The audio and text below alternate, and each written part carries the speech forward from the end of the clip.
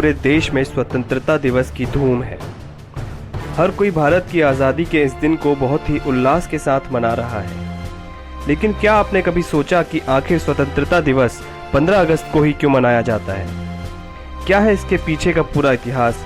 चलिए जानते हैं हम हमारी इस खास रिपोर्ट में। आपको बता दें कि 15 अगस्त 1947 को अंग्रेज़ों से भारत को आज़ादी मिली थी, जिसके बाद से ही भारत को एक स्वतंत्र देश घोषित किया गया था। लेकिन अब सवाल यह उठता है कि आखिर 15 अगस्त को ही स्वतंत्रता दिवस मनाने की तारीख क्यों चुना गया और ऐसा करने के पीछे क्या खास वजह थी।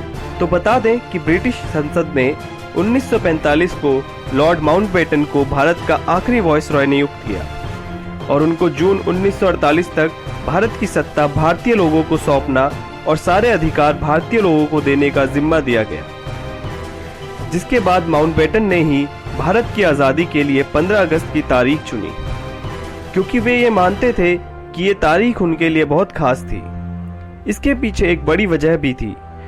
दरअसल दूसरे विश्व युद्ध के दौरान 15 अगस्त 1945 में जापान की सेना ने उनकी अगुवाई में ब्रिटेन की सेना के सामने आत्मसमर्पण कर दिया था। वहीं कुछ इतिहासकारों का यह भी मानना है कि सी राजागोपालाचारी के सुझाव पर लॉर्ड माउंटबेटन ने इस तारीख को चुना था।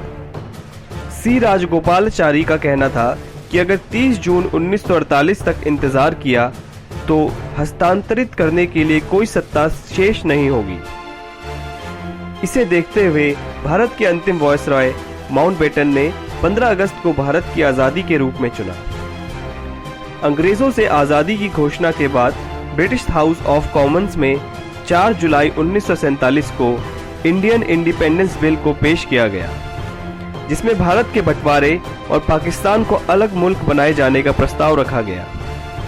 यह बिल 18 जुलाई 1947 को स्वीकारा गया और 14 अगस्त को बंटवारे के बाद 15 अगस्त 1947 को मध्य रात्रि 12 बजे भारत की आज़ादी की घोषणा की गई। ऐसी ही देश और दुनिया की तमाम खबरों के लिए जुड़े रहें हमारे साथ और देखते रहें हमारे चैनल नया भारत टाइम्स 24/7 को। धन्यवाद।